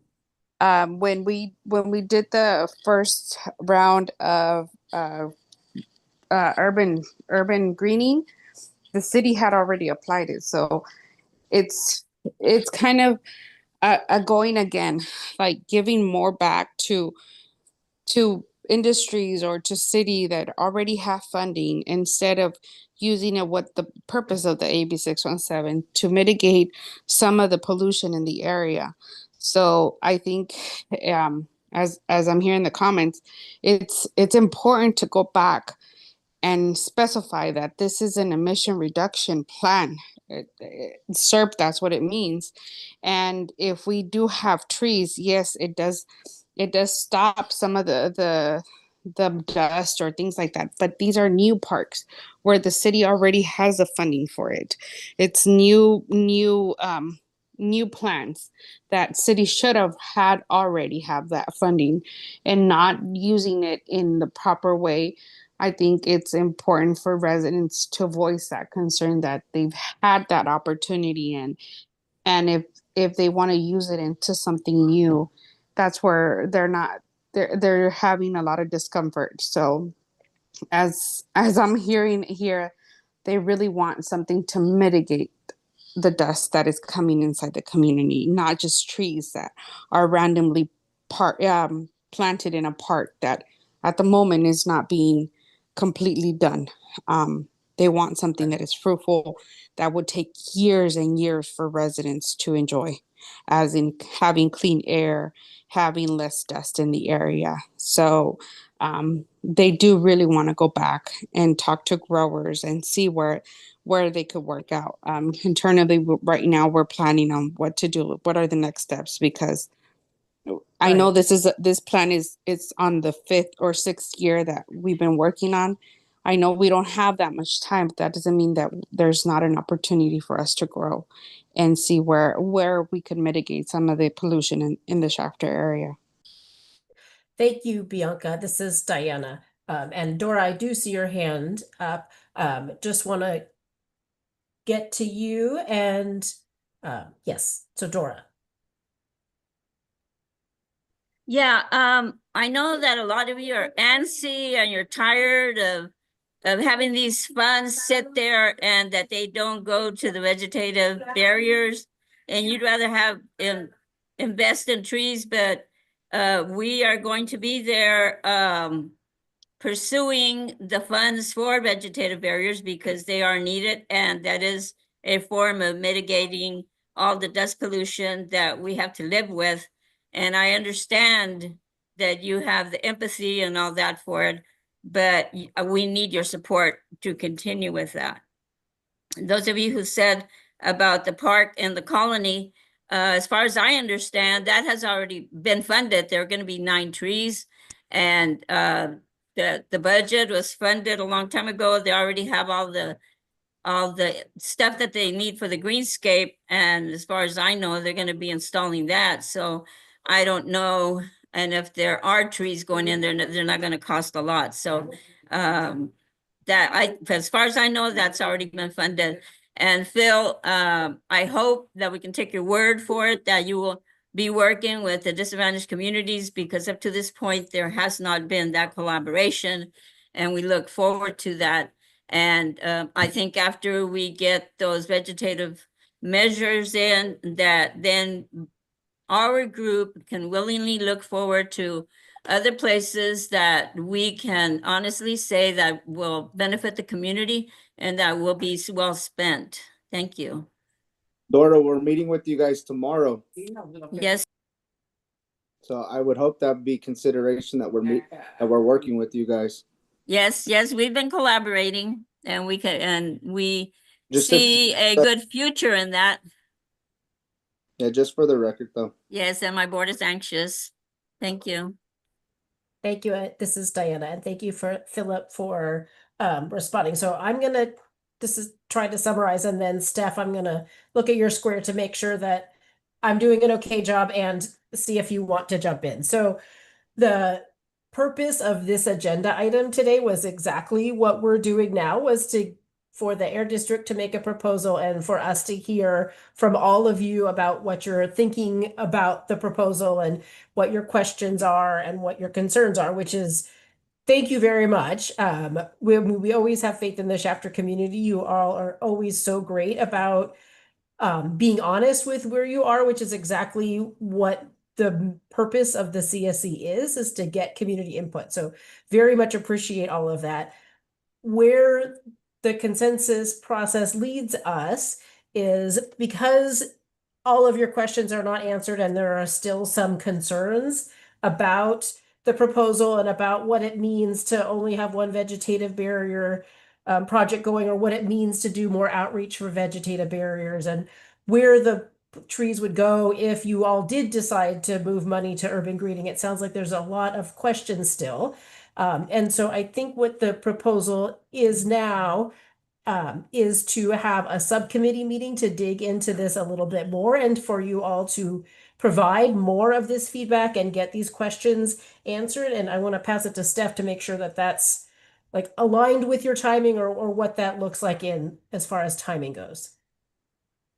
Yeah, thanks, Diana. And I totally echo Diana. I just appreciate this group because, like Diana mentioned at the beginning of the meeting, this exercise to build consensus won't mean that we all agree, which is exactly kind of how it's unfolding. And that's great. This is, a group of very diverse people that all have kind of their own opinions. But what I'm kind of getting the sense of is that I think there's still opportunities to help clarify and have further discussion, because I do just in kind of reflecting on the subcommittee, I know I heard it from a few folks that not everyone was able to attend that. And I think not everyone has had an opportunity to kind of share their reactions and kind of their feedback on this. I also, overall, my sense is that I'm seeing lots of common threads of things that we want to achieve through this, that I think, is worth exploring more. I hear there's a lot of interest in continuing to do outreach on vegetative barriers, which this proposal definitely will still allow us to do. I'm hearing interest. I know it's not everyone, but I'm generally hearing interest in also, the opportunity to still plant trees in the community, and also an interest to not lose the funding in this Shafter SERP. And so I want to make sure that we're kind of giving enough time for folks to process and kind of share their feedback. And given that we have a few other things lined up for today, I do want to propose, rather than wait until November's meeting. November feels rather far to me. And I know sometimes, even if I don't talk about something in the next couple weeks after something, it kind of flies out of my brain. So I'd like to propose that we meet in September, if folks are open to it, to kind of have a follow-up discussion just about this. And like I had mentioned earlier, I think could be an opportunity for us to clarify the proposal. I think it could be an opportunity for us to really solidify and share feedback about where folks want to see urban greening. And I think it could be an opportunity for us to continue and talk about outreach on vegetative barriers. Those are all things that I think we can achieve in this meeting. And I'm seeing lots of thumbs up, because I think overall, I think there's lots of common threads of what we want to do. We all want to bring kind of benefits to the Shafter community. And I think there's lots of discussions that we can still have about how we can make that happen in a way that feels good to the community. So we will follow up on kind of feedback for kind of that next session with you all. And I think with that, I will pass back to Diana. Thank you, Steph. This is Diana. I also saw a lot of thumbs up for a meeting in September. So look out for communication from the Air District about the timing for that. So with that, I'm going to do a time check with you, Steph, about if you would. So we are going to, if you're following along with your agenda, because we wanted to allocate more time to the discussion we were just having, we're going to skip the next agenda item, what was going to be the next agenda item about the CERT measure implementation update. And my question for you, Steph, is if you would like to do a shortened version of the wildfire agenda item, or if you would like to skip to the standing updates. And I know we have a guest for the standing update, so wanted to also flag that. This is Stephanie. Mari, I wonder if maybe there's a quick verbal, like kind of summary we can share related to kind of wildfires, just keep being aware of kind of what's happening. Just as a preview to you all, and this is something that you all might be experiencing, is as we get into summertime, this is especially a time that we want to start to think about kind of how we can, as a community, as a valley, like protect ourselves from wildfire impacts. We did have a whole great presentation that Maricela and her whole team prepared. I think just given the time, I do think, Mari, if you don't mind just giving a high-level overview of some things that folks might be thinking about, and then we can share the presentation for you all to review kind of at your own time. And Mari and her team are here all the time for you. If you have questions, you can always reach out directly to her and her team to get any, answer any questions.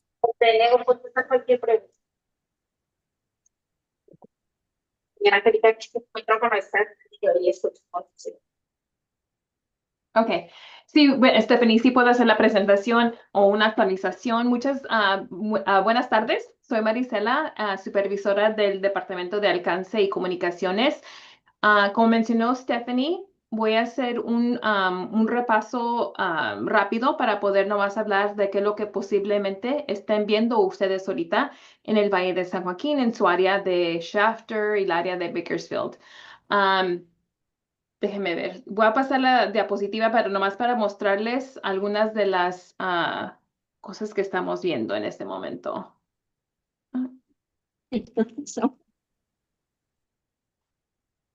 Disculpen, estoy teniendo problemas técnicos. A ver.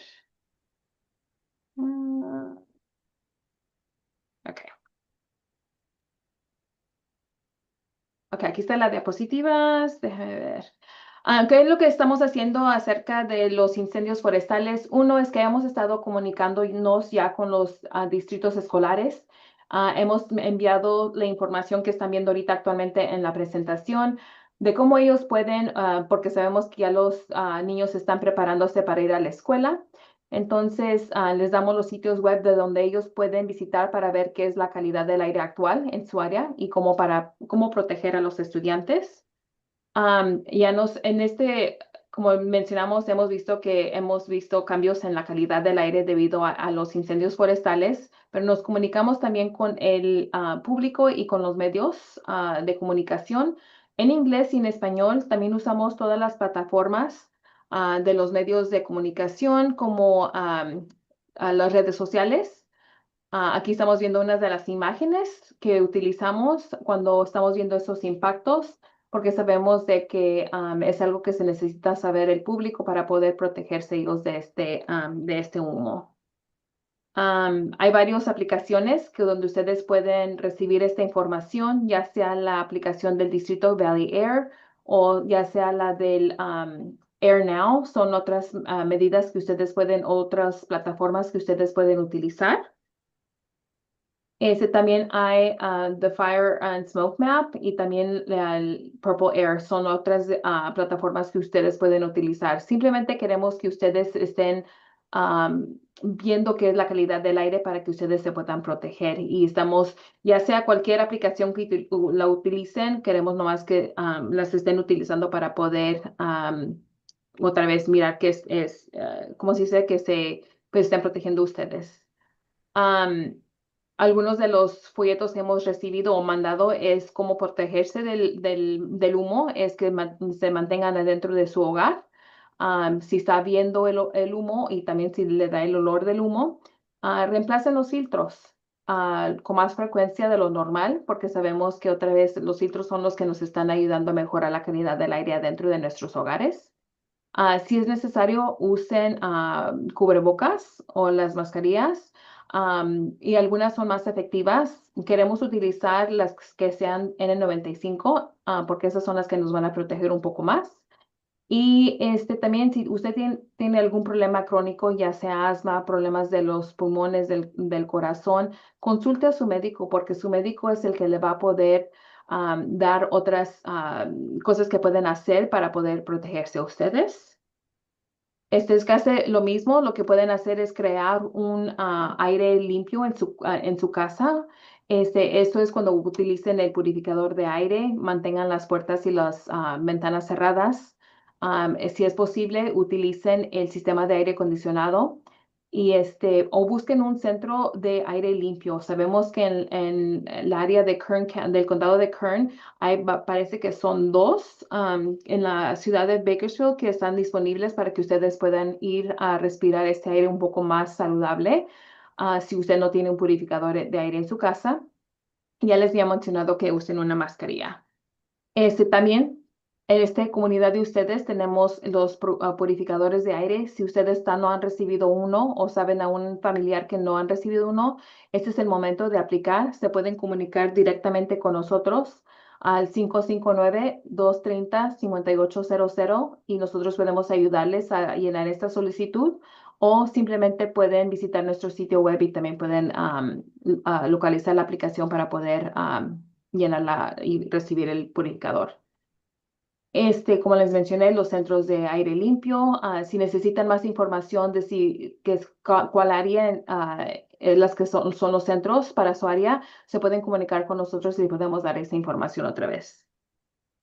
Pero eso es lo que quería pasar y repasar, es de que tenemos una página web donde ustedes pueden ir para ver si hay un incendio que nos está afectando.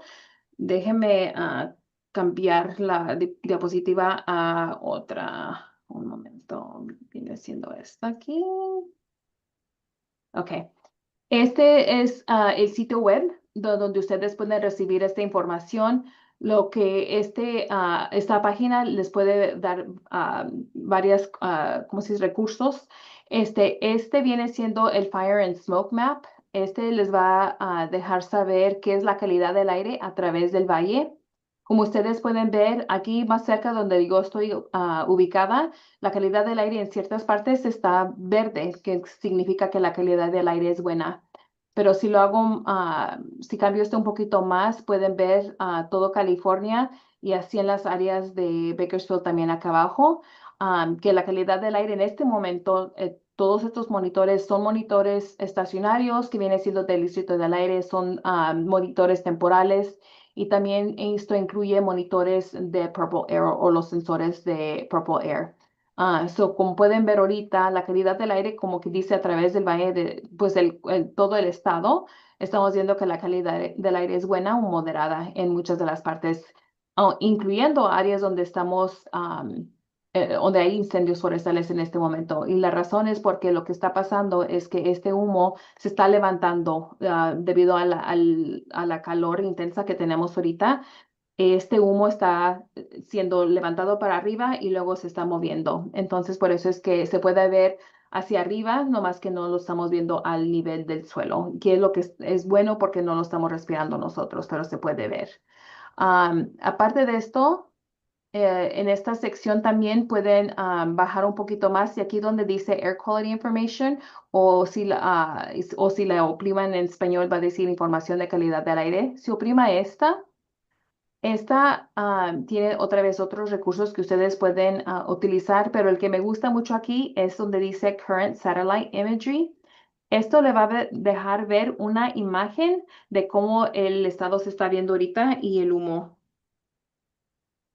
Si pueden ver, este diagrama se está viendo este humo del Gifford Fire y se está pudiendo ver que está saliendo por debajo, ¿verdad? Está yendo más al sur y luego para el otro lado. Entonces, estamos viendo de que en realidad este incendio ahorita no nos está afectando. Pero si hubiéramos visto esta imagen el sábado pasado, este humo se estaba yendo aquí adentro hasta el Valle de San Joaquín y por eso es que estábamos viendo impactos como en su área de ustedes. Pero por este momento ahorita se está yendo hacia el sur y al este y no nos está afectando ahorita en este momento. Pero como les digo, otra vez, nomás aquí al principio, aquí también en esta sección aquí les va a decir si hay algún incendio que nos está afectando y en este momento sí tenemos el Gifford Fire, que es la que les estaba mostrando ahorita en el área de San Luis Obispo y Santa Bárbara que nos están afectando. Pero lo voy a dejar así porque ya sé que tenemos otra información que quieren repasar, pero si tienen alguna pregunta, aquí estoy para poder ayudarles. This is Diana. Thank you, Marty. That was really helpful. I'm also noting that Rocio put the link to the website that Marty shared in the chat. So if you would like to look at that later, you could also go there. And there were a question in the chat about getting some pollution readings from around the July 3rd about having the drone show and fireworks. And so we'll write that as an action item. And actually, Steph already did that. So Steph, if you want, would you like to share what you found? This is Stephanie. Michelle asked an interesting question about kind of the readings from July 3rd from last year versus this year, because I know a lot of folks in the community are aware there was an alternatives to firework kind of show, a drone show. I did a quick glance. I will say this is not vetted from our monitoring team, but there was a bit of a peak the evening of July 3rd last year that I don't see this year on July 3rd. It was a relatively clean evening, but again, this is something I will have our air monitoring team look into and follow up in action items. This is Diana. Thank you, Steph. Thank you for all that. So I'm going to transition us now to our next agenda item, which is the standing updates. And so, as you know, part of the standing updates is to hear from people or organizations that are doing work in the Shafter community. And so today we're going to hear from a new organization that's joining today to provide an update for CSC members. It's the University of Southern California Equity Research Institute. And they'll present on some work that they're doing that impacts the AB617 community of Shafter and some ways that you all can get involved directly. They're going to share some slides describing their work and take questions at the end of that. And it's a short presentation, so you won't have to wait very long for your questions. And I'm going to pass it to Connie. And Connie, before I do that, I want to make sure that you are able to share your screen. Thank you. Yes. Thank you. I'm actually going to have Vanessa share it. Okay. We'll be doing the presentation. So we can see your screen and we see the regular slides, not presentation mode, but I think now. Yes, that is good. Thank you. Okay, I'm going to do it in Spanish. Okay. Hola, buenas tardes. Soy Connie Valencia y formo parte de un equipo de investigación. Ahora conmigo está Vanessa Carter Fonestock y Jim Sad. Nuestro equipo viene de 5 universidades, incluyendo la Universidad de Berkeley, el Colegio de Occidente, la Universidad del Sur de California, la Universidad de California de San Diego y la Universidad de California de Santa Cruz. Y fuimos contratados por CARB para hacer la evaluación de la ley AB617. Next.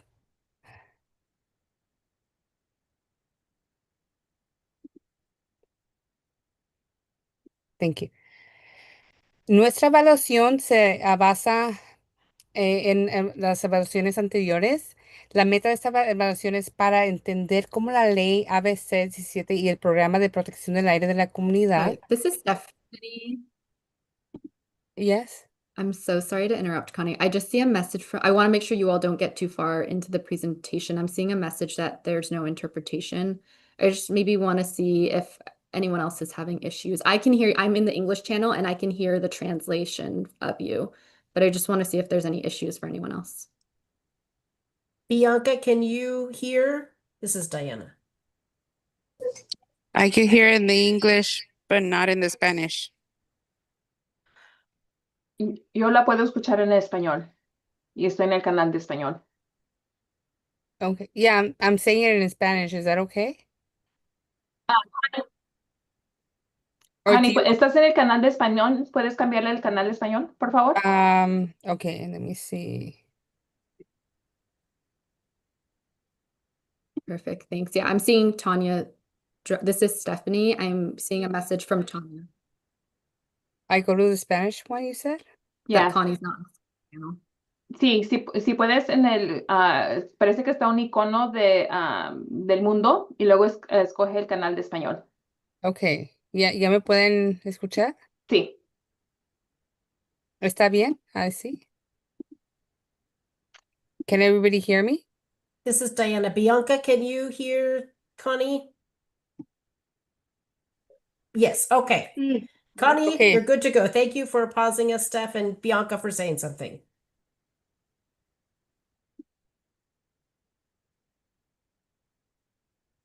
Okay, muchas gracias. Como estaba diciendo nuestra evaluación, vamos a ir a la al segundo slide, por favor. Second slide. Vanessa, thank you.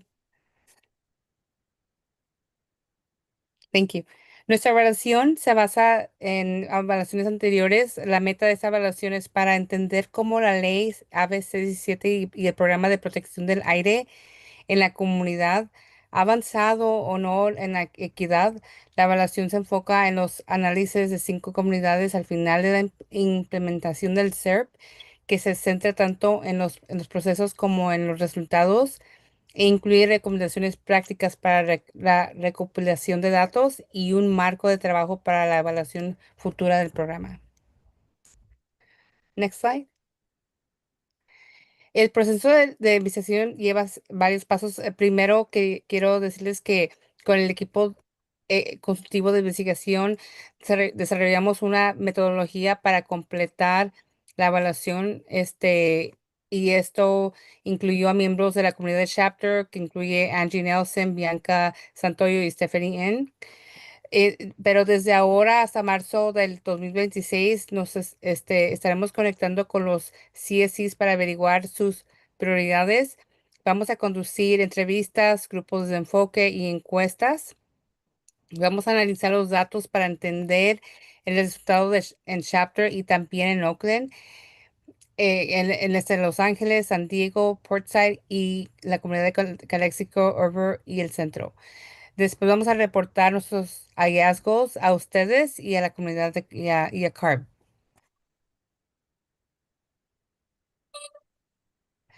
Sabemos que, como dije anteriormente, sabemos que ha habido investigaciones aquí, pero queremos saber si ustedes están de acuerdo con los resultados en relación con los procesos. Sabemos que se han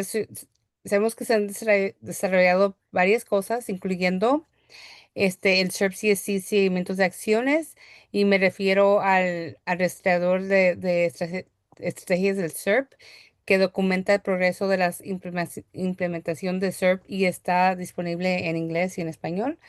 También que han podido facilitar externo o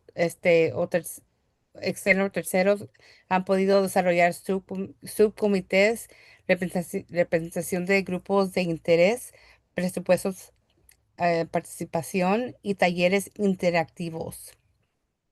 Pero también hay unas deficiencias en el proceso que incluye la oposición aliada con la industria, confusión perdón, confusión jurídica temprana, y también que hay inconsistencias relacionadas con la documentación sobre el proceso de votaciones y barreras lingüísticas.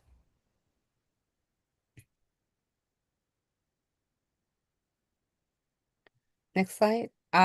Pero también hay fortaleza en los resultados. Esto incluye la resiliencia comunitaria y esto me refiero a que el CSC solicitó un sistema de notificación de pesticida pero el condado no lo apoyaba, pero la comunidad insistió y al fin pudieron agregar un sistema que no benefició no nomás a la comunidad, pero también al estado. Y también que hubo reasignación del presupuesto que también fue que benefició la región. Y esto fue que la comunidad reevaluó el presupuesto y decidieron realocar unos fondos que originalmente estaban planeando para la industria ferroaviaria y también que hubo planificación de infraestructura receptiva.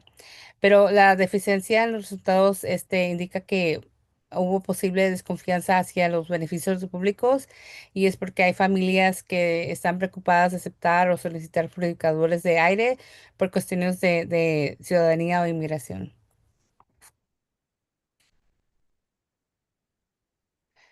Next slide. Esperamos que nos puedan acompañar para comprender mejor la comunidad de Shafter el 11 de septiembre de 6 a 8 de de la noche. Les quiero comentar que hay los beneficios de participar es de que ustedes pueden contribuir a una respuesta al plan del pueblo. Sus comentarios informan a los tomadores de decisiones y pólizas del programa. Ustedes van a poder decirnos qué quieren que investiguemos, nos van a aconsejar a quién deberíamos de entrevistar. Si están interesados, por favor, conéctense con Bianca Santoyo, perdón, disculpen. Y aquí está el email, pero también aquí hay un teléfono para más información. Muchas gracias.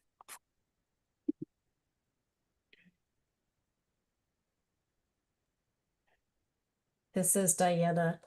Thank you so much, Connie. I want to see really quick if anybody has any questions for Connie, especially as it relates to how you all can participate if you would like to do that. Connie or Vanessa, I'm wondering if you could put the contact. Oh, thank you. You put the PDF. I believe those are those the slides?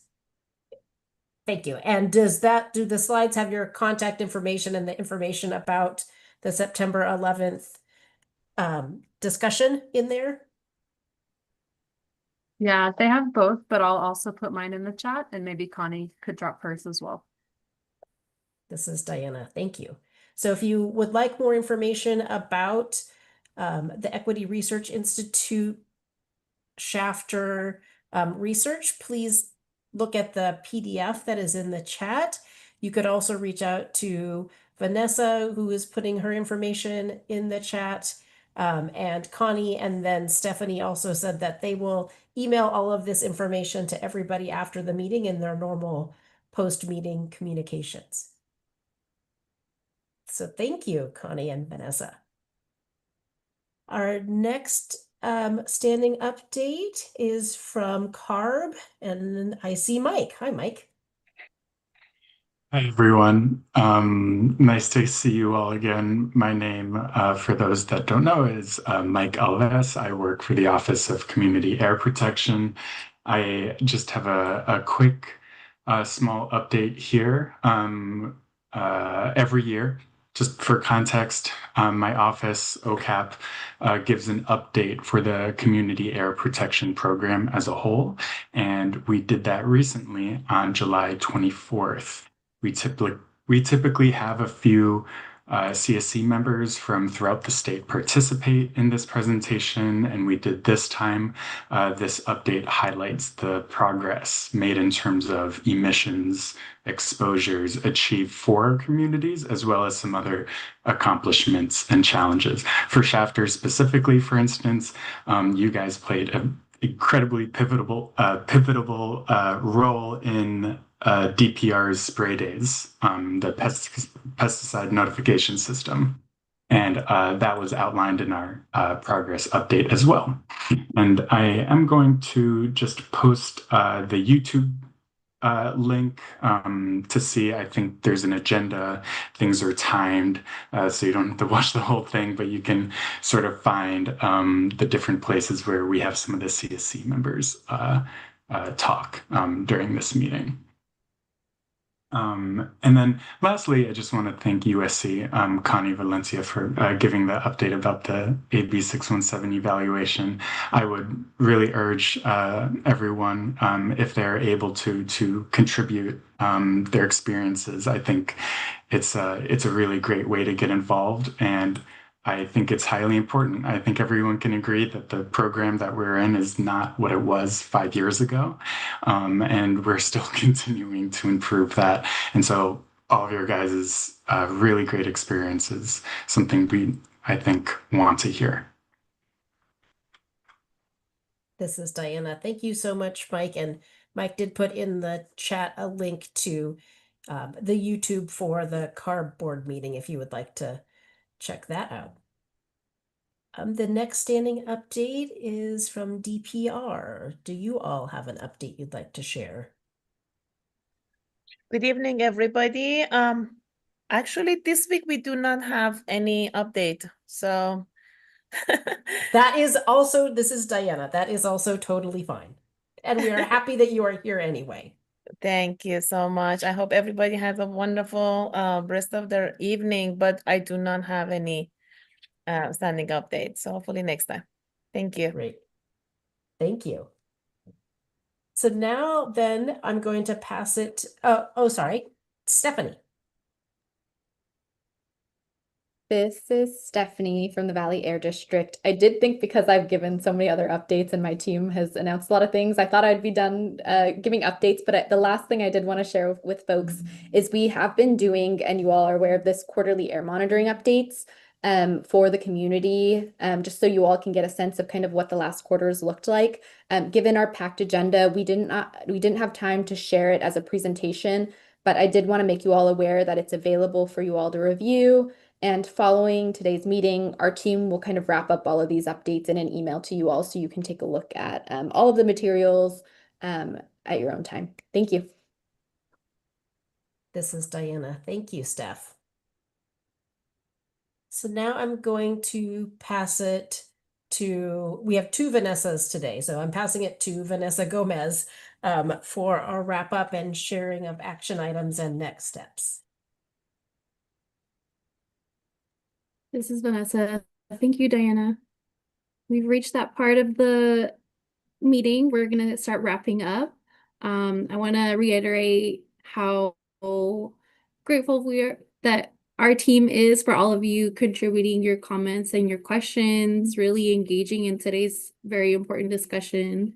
And we're really looking forward to continuing this discussion at the next CSC meeting. So that being said, I'm going to share my screen so I can provide some details about that meeting. 1 second.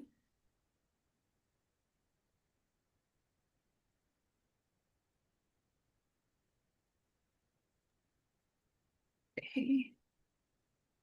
Can you all see my screen okay? Yes, I see the slides. Okay, perfect. Thank you. So as a reminder, since we've switched to quarterly meetings, we'll have our next quarterly CSC meeting via Zoom like we usually do, and that's going to take place on Monday, November 10th at 5 p.m. at our usual time. So we look forward to seeing you there.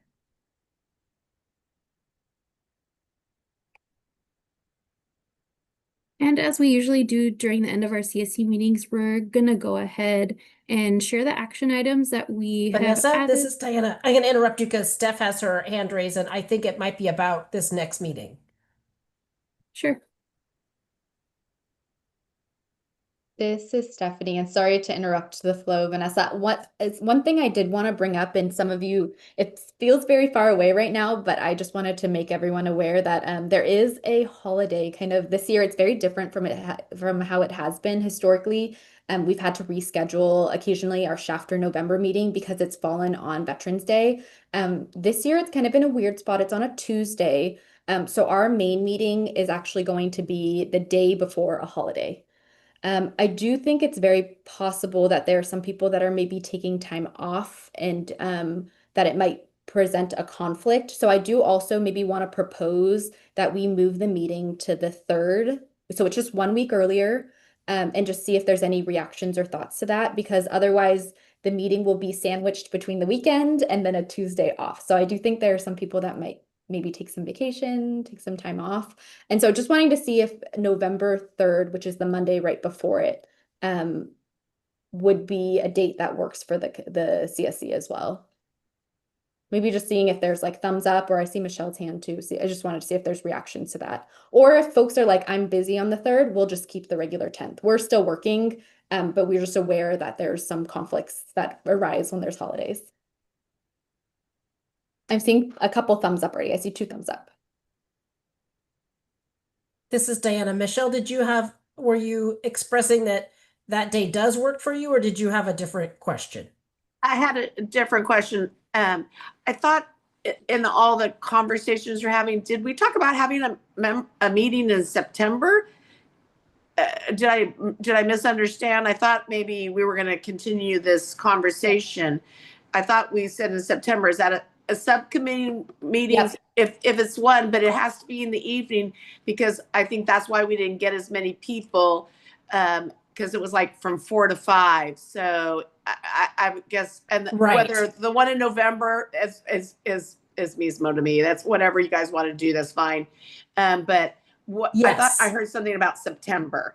This is Diana. Yes. And so the September proposal is for a subcommittee meeting. And the Air District is going to figure out when the scheduling works and reach out to all of you to make sure that that works. So that will not be a regular CSC meeting. And your point, Michelle, about considering the timing and when people could come to that subcommittee meeting, we've made a note of that. So thank you.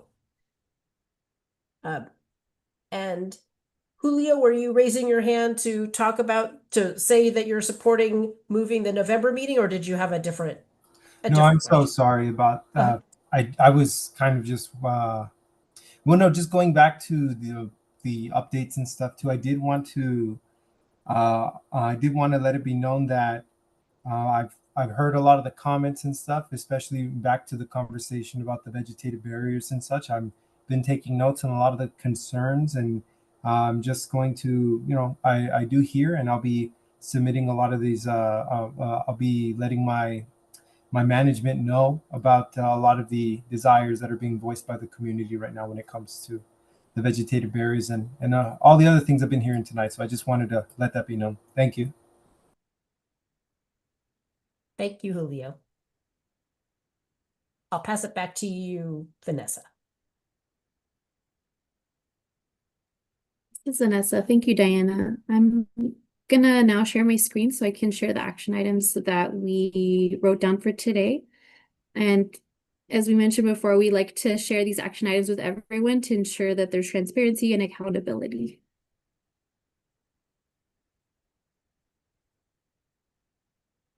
Can everyone see my screen okay? Yes. Okay, I'll zoom in a little bit. So for today's CSC meeting, we included 2 action items, and I'll read those out now. The first one is the AD will follow up with the CSC for input on next subcommittee meeting, which is scheduled for September. And the next one is the Air District will share air pollution readings from July 3rd to July 4th with the CSC.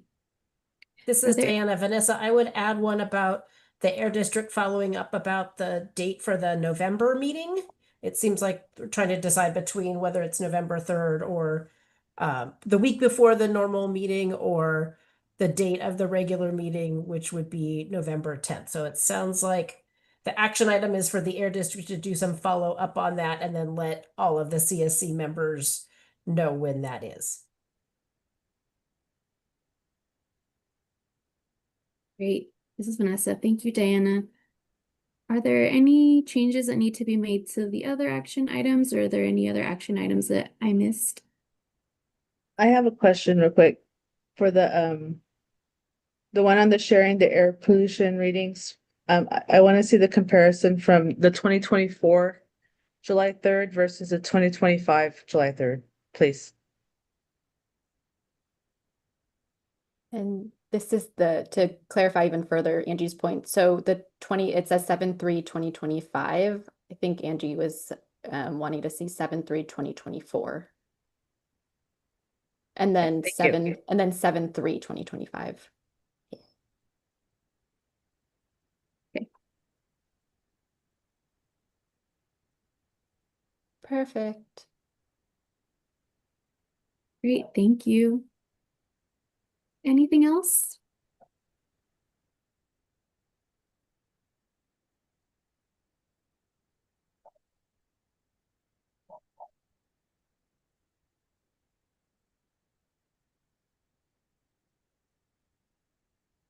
All right, I'm gonna go ahead and stop sharing my screen now.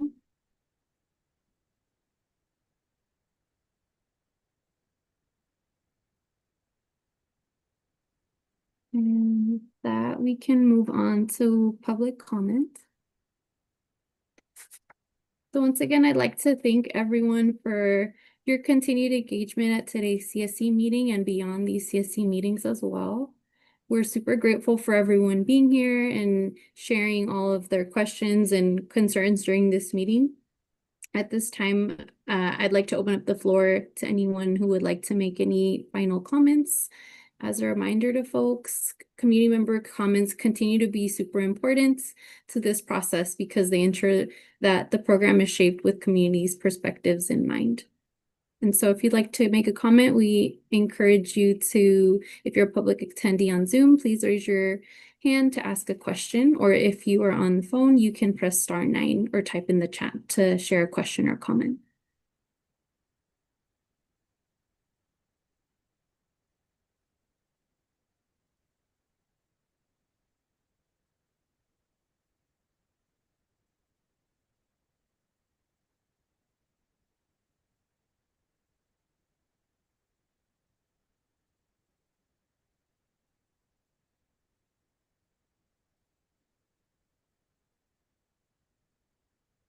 I'm not seeing anything.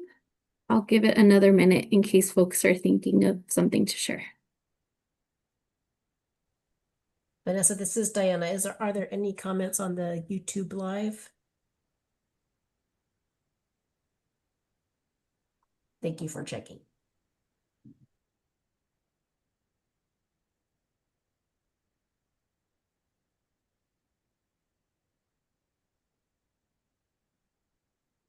Okay. Still not seeing anything, so that just about wraps up our meeting for today. With that, I'm going to pass the mic on to Stephanie for any final remarks before officially closing the meeting. Thank you so much, Vanessa. This is Stephanie. I just wanted to share my extreme appreciation to you all for kind of sharing your thoughts. I think just in my history of kind of working with you all in these meetings, I think a really quiet meeting are the meetings that I find the most difficult because it's hard to really feel like kind of how folks are feeling. So I just wanted to express my huge gratitude. I think looking around this room, I heard from pretty much most folks today. And so I just wanted to continue to thank you all for being engaged in the process, continue to thank you all for kind of working with us and being open to the process of us kind of working together through a lot of different things. So I just, again, we'll follow up. We have a few definitely through the action items and kind of through this meeting, a few things to follow up with you on to continue the conversation. And we'll be in touch soon about that. But I just wanted to, again, thank everyone. Hope everyone has a nice end of their summer. And we'll see you all soon for the kind of follow-up meetings that we have. Thanks, Vanessa. Thanks, Steph, for those final remarks. And thanks, everyone, once again for attending today's meeting. I hope you'll have a really nice evening. And until next time. Thank you all. Thank you. Good night, everyone. Good night.